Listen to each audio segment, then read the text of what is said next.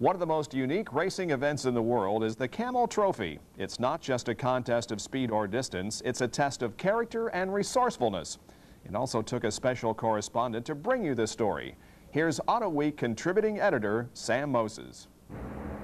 Take 36 rugged men and women from 18 countries as varied as Poland and Macon, Georgia, pack them into 18 Land Rovers deep in the South American jungle, and challenge them with a series of contests where they'll need the magic of MacGyver and the strength and driving skills of Ivan Ironman Stewart.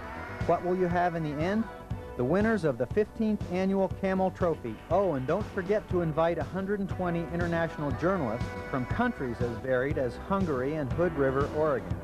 I was the journalist from that world power known as Hood River, and the coverage you're about to see is mostly dust. The event began with everyone aboard inflatable rafts, bouncing over rapids at the foot of the gigantic Iguazu Falls in Argentina.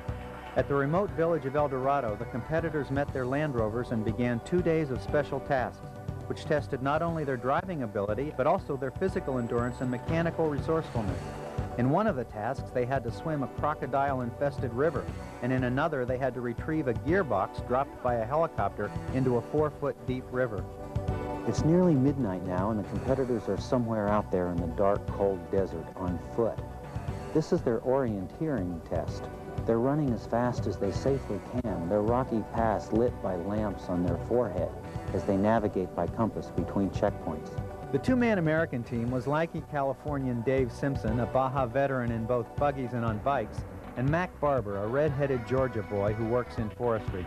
After the first of 2 series of special tasks, they were a close second behind Switzerland, as the convoy slogged its muddy way through the savannas and rainforests of Argentina and Paraguay, and began climbing the Andes Mountains to an elevation of some 16,000 feet. Down the other side and across the Andes, the convoy blazed through its own dust to begin the second series of special tasks on the floor of the Atacama Desert in Chile.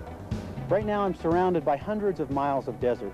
It's a spot on the planet that's so barren, so rocky, dusty, and desolate that it's where the astronauts trained in order to duplicate lunar conditions before they traveled to the moon. Some small mistakes and bad luck caused Simpson and Barber to fade in the dust and heat of the desert, as the Spanish team took first in the special tasks and the South Africans were voted the Team Spirit Award. Combining the disciplines gave Spain the Camel Trophy, with the U.S. 6th. Applications are now being taken for journalists to cover next year's Camel Trophy. There are still plenty of good seats left on the Russian Army trucks. This is Sam Moses reporting for Speedweek.